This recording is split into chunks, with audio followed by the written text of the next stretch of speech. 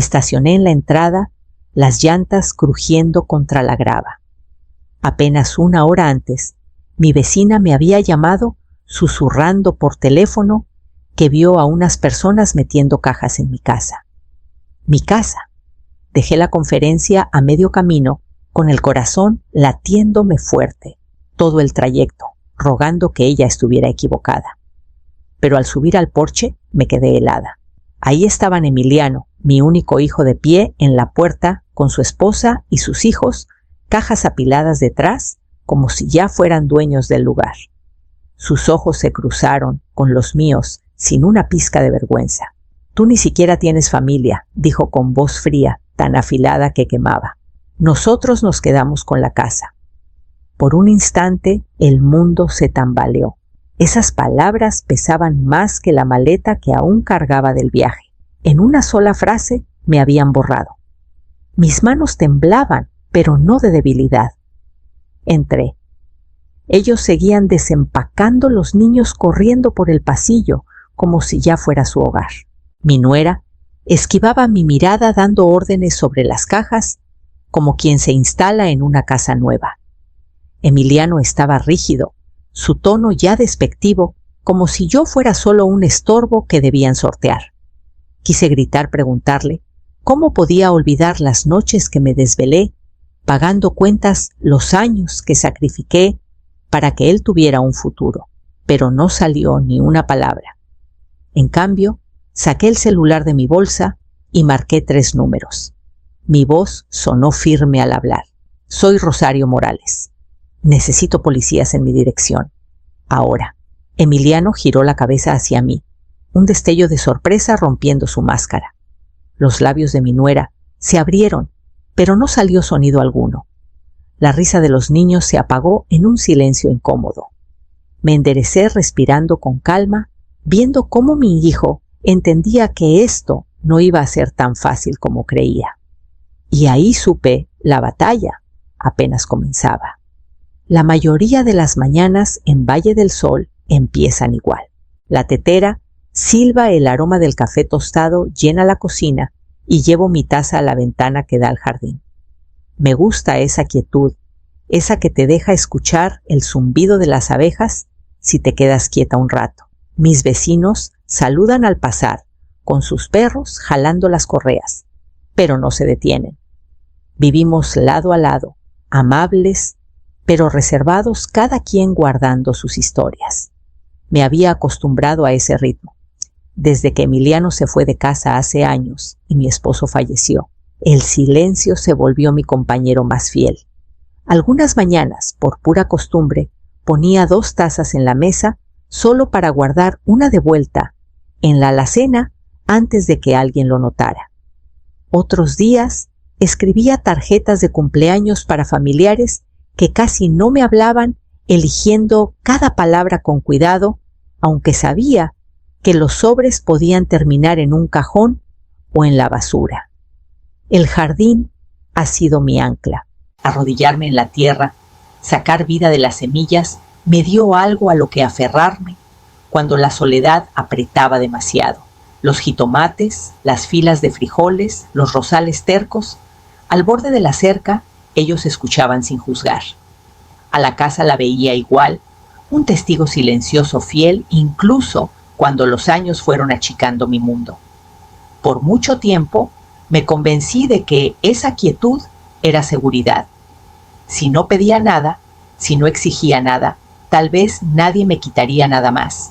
Me decía que la paz estaba en las habitaciones vacías, en las llamadas sin respuesta, en las noches cuando el único sonido era el tic-tac del reloj viejo en el pasillo.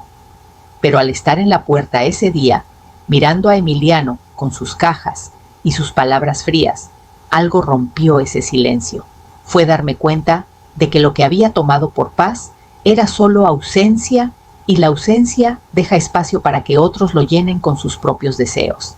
El silencio con el que había vivido todos estos años ya no me protegía. Estaba retando a alguien más a llevarse todo. No siempre estuve sola en una casa silenciosa.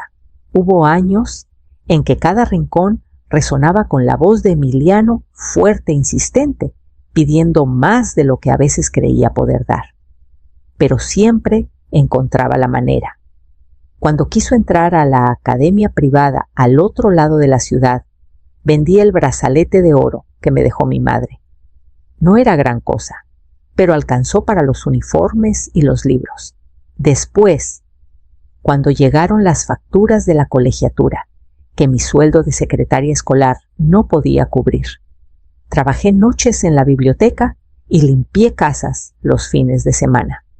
Mis manos se agrietaron, mi espalda se endureció, pero los cheques se pagaron y Emiliano cruzaba esas puertas cada mañana, vestido como si perteneciera ahí. Recuerdo un verano en que soñé con llevarlo al mar. Nunca lo había visto y pensé que el recuerdo podría valer algo, pero usé el dinero que había ahorrado para gasolina y hospedaje en comprarle una laptop nueva, la que su consejero dijo que le daría ventaja. Me dije que habría otros veranos, otras oportunidades. Nunca llegaron. Mi familia lo alababa sin parar. Emiliano va a llegar lejos, decían en las reuniones. El futuro de la familia. Los halagos corrían como agua, pero nunca llegaban a mí. Yo solo era la que hacía que todo ocurriera invisible. En el fondo, la olvidada que mantenía la máquina en marcha. Cuando traía premios a casa, mi nombre no estaba en ellos. Cuando se graduó con honores, nadie mencionó las noches que me desvelé cosiendo botones a sus camisas o calculando qué cuentas podía retrasar para pagar sus libros. Ahora viéndolo caminar por mi casa, como si siempre hubiera sido suya, veo el patrón claramente. Lo crié para tomar, para esperar, para creer que cada sacrificio era solo su derecho. Y yo, Dios me ayude, lo permití, porque lo amaba, porque creía que amar significaba dar hasta que no quedara nada. Pero parada en ese silencio, me doy cuenta de que llega un momento en que una madre deja de ser vista como persona y pasa a ser solo un recurso. Y Emiliano llegó a ese punto hace mucho. La primera vez que Emiliano volvió después del funeral de su padre, pensé que el duelo lo había suavizado. Llegó una tarde gris, con un vaso de café humeante en la mano, el vapor subiendo en el aire frío al entrar. Pensé que lo necesitarías, dijo poniéndolo en mis manos. Era de la marca que me gusta, la que él solía burlarse por ser demasiado fuerte. Nos sentamos en la mesa de la cocina y por un rato todo se sintió casi normal. Preguntó cómo estaba sobrellevando las cosas, si las noches eran solitarias, si había pensado en viajar a visitar a los primos en Mazatlán. Su voz era suave, casi tímida, y me sorprendí estudiando su rostro buscando al niño que conocía bajo las líneas de hombre. Por primera vez en años, me permití creer que me había extrañado. Cuando se recostó en la silla y sonrió, sentí que algo en mi pecho se aliviaba. Tal vez por fin entendía. Tal vez había visto cuánto cargué y podíamos empezar de nuevo. Hablé demasiado libre, contándole cómo el jardín había sido mi compañía, cómo a veces ponía 2 tazas en la mesa por pura costumbre. Él escuchaba, asintiendo, incluso extendió la mano para apretar la mía. Luego, como si estuviera hablando del clima, dijo: «Entonces, ¿cuándo piensas poner la casa en venta? Hablamos con un agente la semana pasada. Dice que una propiedad de este tamaño se vende rápido». Las palabras cayeron como piedras. Mi mano se deslizó de la suya. Su sonrisa no vaciló, seguía ahí educada, como si no hubiera dicho nada cruel. Me di cuenta entonces de que cada pregunta, cada palabra suave, había sido un preludio, una máscara para ponerme cómoda antes de cortarme. Lo miré y vi no a un hijo buscando acercarse, sino a un hombre ensayando un guión practicado y deliberado. El calor nunca fue real. La traición había sido planeada mucho antes de que trajera ese café a mi puerta, y dolió más que si nunca hubiera regresado. Una vez cargué a Emiliano en mi espalda durante una tormenta de arena.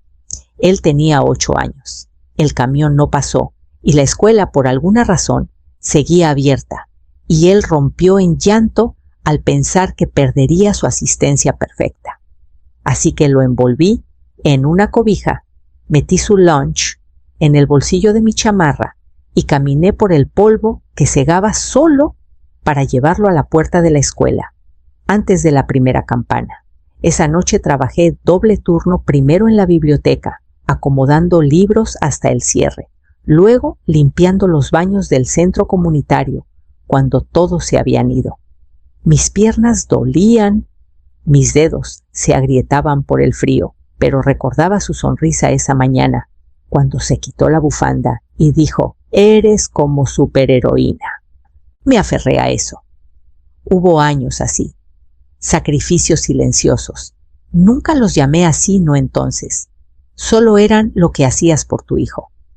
Cuando solicitó entrar a la universidad, saqué una tarjeta de crédito que no podía pagar solo para comprarle un traje para las entrevistas.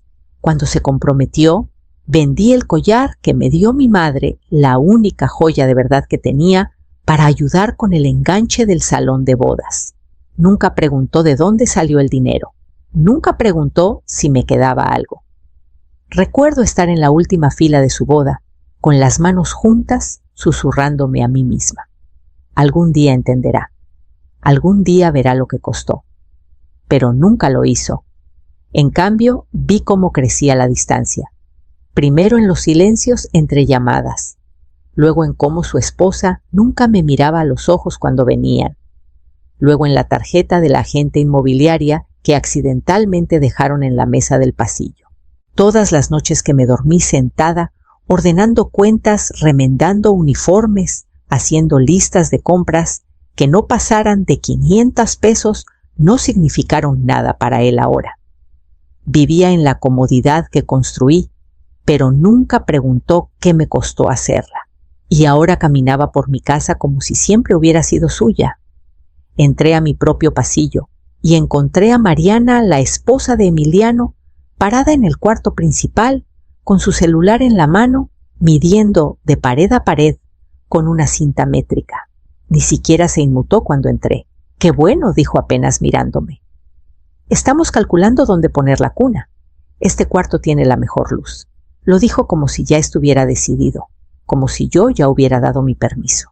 Miré la cama, mi cama y la ventana donde solía sentarme con mi café mañanero, viendo volar a los colibríes entre los árboles. Mi bata aún colgaba en la puerta. Emiliano entró detrás de mí, en silencio, con los brazos cruzados. No me miró, no lo había hecho, no de verdad desde que llegaron. «Pensamos que podrías mover tu escritorio al comedor», añadió Mariana, señalando con la barbilla. «No necesitas tanto espacio, tanto espacio». No dije nada. Mi silencio se alargó tanto que la puso incómoda, pero no lo suficiente como para detenerse. «No es que estés dando fiestas», dijo con una risa corta. «Y no es como si tuvieras familia de verdad viniendo, sin nietos que críes, sin esposo. Solo estás tú». Ni siquiera se detuvo, pero el daño ya estaba hecho. «Solo estás tú». Emiliano seguía sin hablar, sin decirle que parara, sin defenderme ni como su madre, ni siquiera como persona. Lo curioso de la traición es que a veces no grita. A veces se queda en un rincón, con los brazos cruzados, sin decir nada, mientras alguien más te rompe el corazón. Algo en mí cambió entonces, no con lágrimas, sino con claridad. No estaban aquí para vivir conmigo, estaban aquí para borrarme. Cada palabra estaba pensada para achicarme, para convertirme en una invitada. Un fantasma, pero no era un fantasma, y no iba a mover mi escritorio a ningún lado.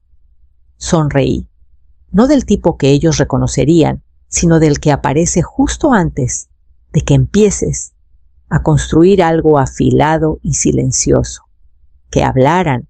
Yo ya había comenzado a prepararme.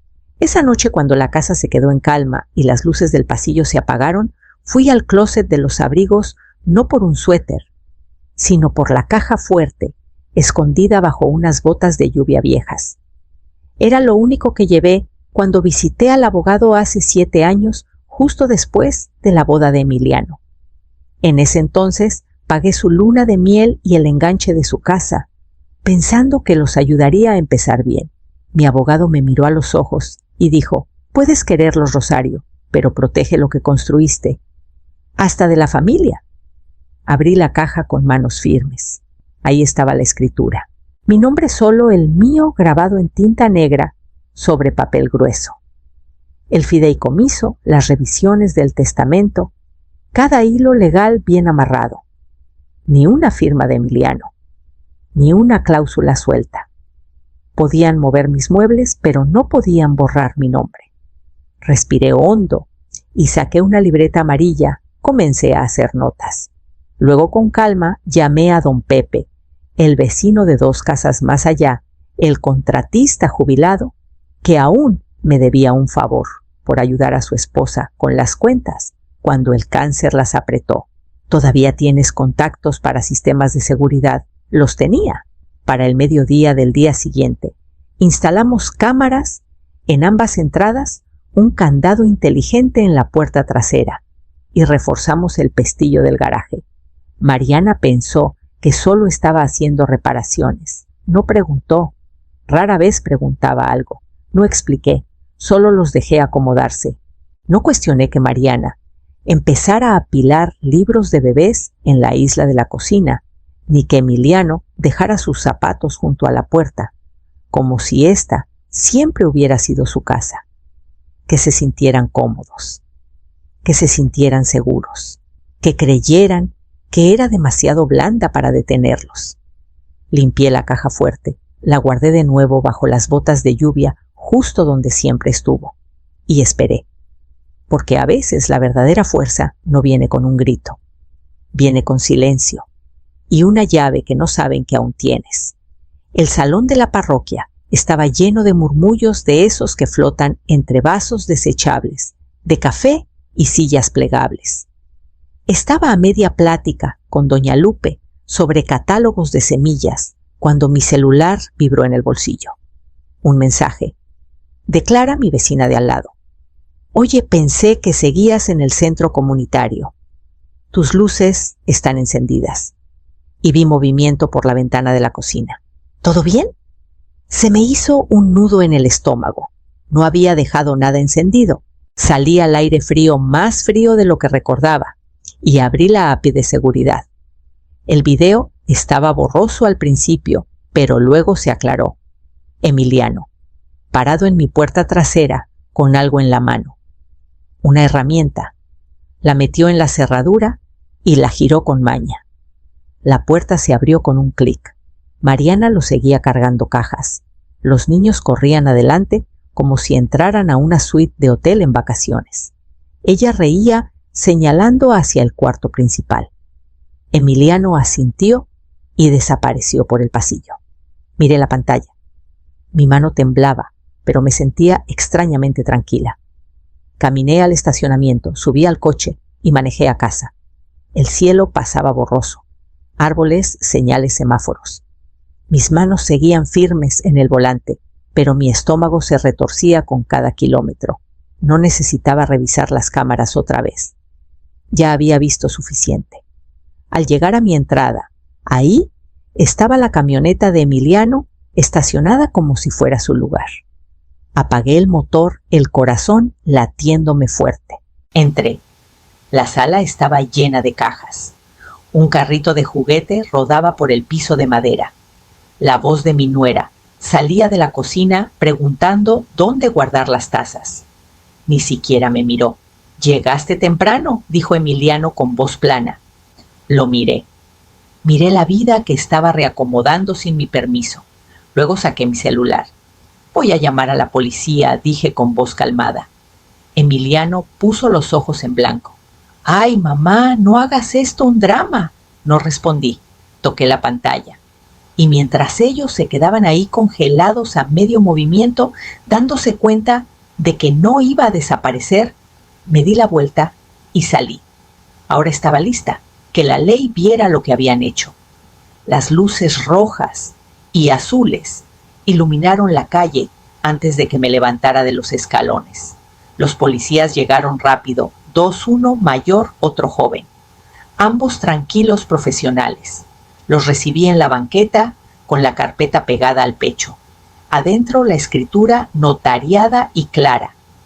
Mi nombre, nadie más. Por aquí dije con voz más firme de lo que sentía. Me siguieron por el camino. Emiliano estaba en el pasillo a medio colgar un abrigo en mi closet. Se quedó inmóvil al ver los uniformes. Su rostro cayó no de miedo, sino de fastidio, como si fuéramos una molestia. Es un malentendido, empezó dando un paso al frente. Esta es una propiedad familiar. Mariana apareció detrás con los brazos cruzados, la barbilla alzada. Ella está sola. Ni siquiera usa la mitad de las habitaciones. Esta casa no debería desperdiciarse en una sola persona. El policía joven me miró. Señora, le entregué la carpeta. La abrió, revisó los documentos, luego los miró a ellos. Esta casa es de ella. Están invadiendo propiedad privada. La boca de Emiliano se abrió, se cerró. Mariana balbuceó algo sobre áreas grises legales, sobre derechos familiares. Los policías no se inmutaron. Tienen que recoger sus cosas y salir, dijo el policía mayor. Ahora. El silencio se estiró un momento. Luego, Emiliano resopló y se dio la vuelta. Se movieron por mi casa como extraños ya no tan seguros. Mariana metía ropa en bolsas murmurando por lo bajo. Los niños miraban desde las escaleras confundidos. Me quedé en la cocina mientras los policías supervisaban mi mano descansando ligeramente en la barra que había limpiado cada domingo durante 20 años. No me sentía triunfante, me sentía cansada de una manera que iba más allá de los años del dolor hasta algo más profundo, una especie de luto por el niño que alguna vez sostuve, por la versión de mí que alguna vez creyó que el amor bastaba para mantener a las personas buenas. Se fueron sin decir una palabra más, sin disculpas, sin reconocimiento, solo puertas de coche azotadas y silencio. Pepe me mandó un mensaje. ¿Pasó? Respondí. Se fueron. Pero la justicia es silenciosa y no siempre trae paz. La casa volvió a estar en calma, no silenciosa como cuando irrumpieron, sino calma como respira un hogar después de ser defendido. Me senté junto a la ventana, con mi café mañanero, las manos alrededor de la taza como ancla, viendo el viento mover las copas de los árboles. La orden de restricción se tramitó sin problema. Los policías revisaron el video. El abogado presentó los papeles. Mi nombre, mis derechos, ahora estaban protegidos, no solo por la ley, sino por una verdad que ya no podían ignorar ni torcer. Las noticias corren rápido en un pueblo como Valle del Sol. La entrada atrevida de Emiliano a mi casa seguida de su salida escoltada por la policía dio de qué hablar.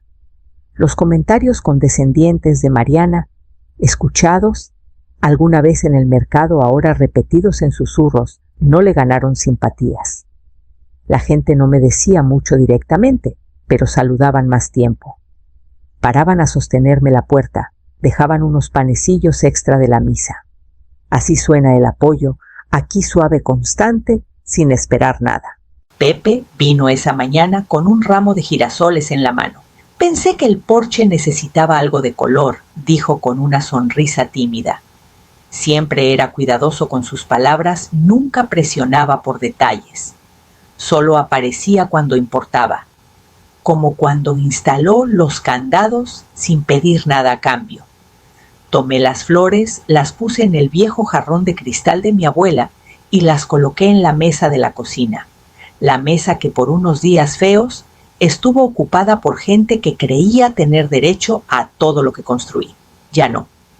Me paré en la puerta y miré mi casa. Cada rincón tenía mi huella.